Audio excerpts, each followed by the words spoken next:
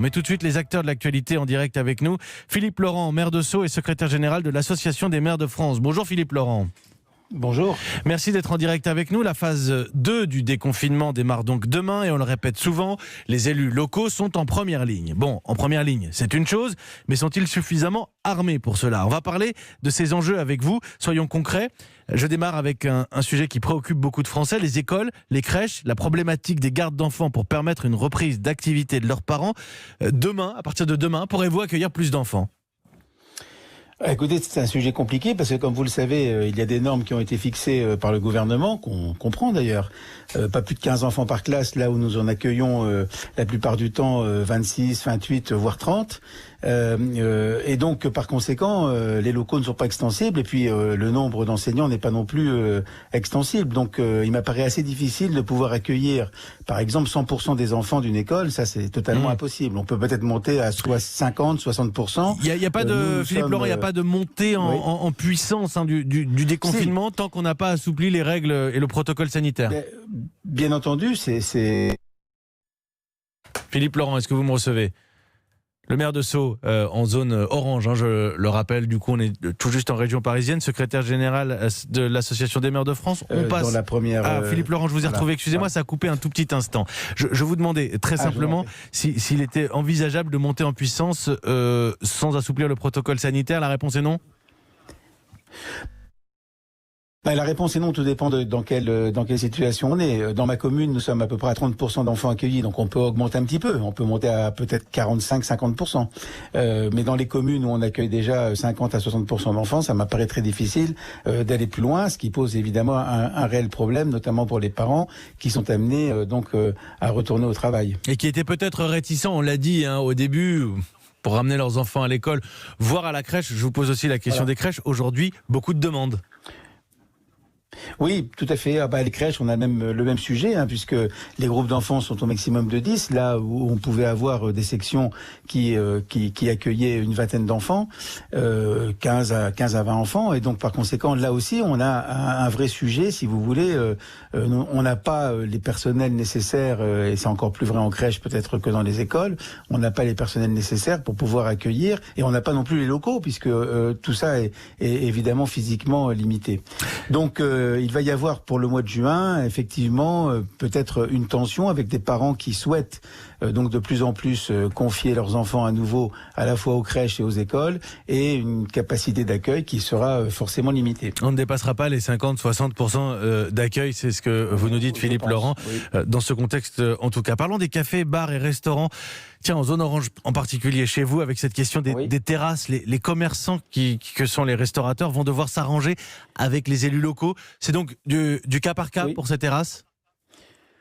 Oui, je pense que toutes les communes concernées sont à l'œuvre, à pied d'œuvre à l'heure actuelle avec leurs cafetiers, leurs restaurateurs et puis d'autres commerces d'ailleurs qui pouvaient avoir des terrasses, des commerces alimentaires.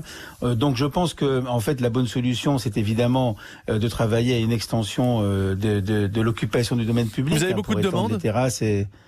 Oui, bien sûr. Toutes celles et tous ceux qui ont à l'heure actuelle des terrasses demandent. Nous accordons cela. Nous travaillons aussi avec les autres commerçants parce que parfois les commerçants ne veulent pas que des tables soient devant leur vitrine. Ça peut se comprendre. Là, pour le coup, l'ambiance est plutôt positive et tout le monde accepte que, en effet, ces terrasses soient étendues. Évidemment, tout ceci est maintenant et pour l'instant gratuit. Tout le monde l'accepte, Philippe Laurent, il n'y aura pas de problème. Effectivement, vous parliez des commerçants à côté, de voisinage, de pollution sonore, non.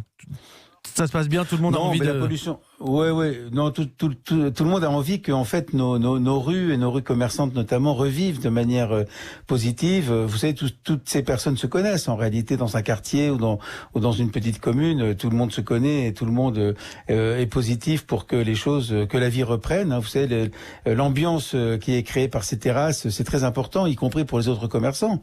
Ça attire, ça donne une qualité de vie qui est souvent recherchée.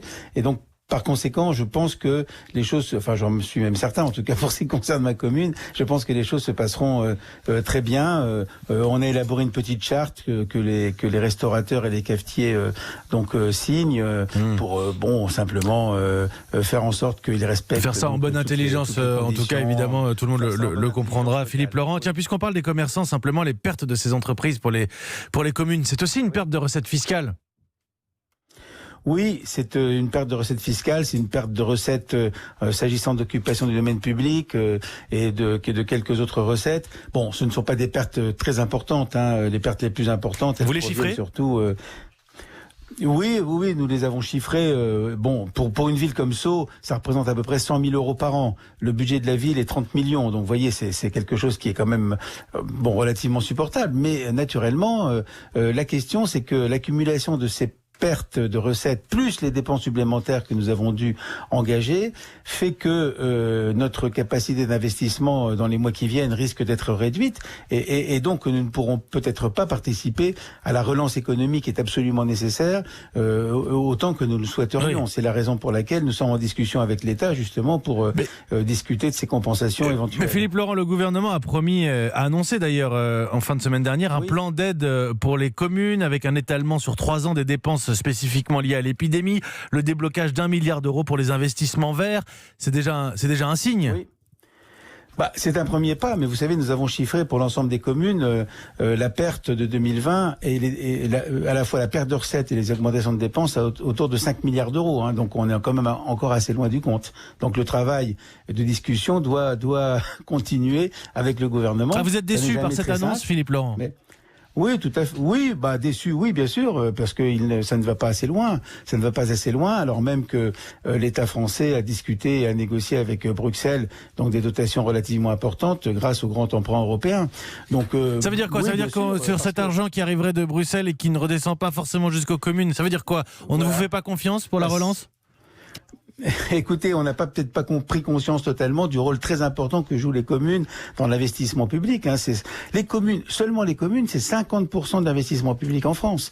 Donc c'est la voirie, sont les bâtiments, la rénovation des bâtiments, l'éclairage public, etc. Et nous avons là beaucoup de chantiers qui peuvent être lancés très rapidement et donc contribuer à maintenir l'emploi, notamment dans les entreprises de bâtiments et travaux publics. C'est ce que nous souhaitons. Merci Philippe Laurent. Merci beaucoup d'avoir pris quelques minutes pour les auditeurs d'Europe 1 ce matin. Merci. Secrétaire général de l'Association des maires de France, maire de Sceaux en région parisienne, donc en zone orange. C'était instructif, vous allez réagir au 3921, n'hésitez pas. Et écoutez, Rachida Dati, candidate à la mairie de Paris, déjà maire du 7e arrondissement. Ce sera à 8h15 au micro de Sonia Mabrouk tout à l'heure, 7h47.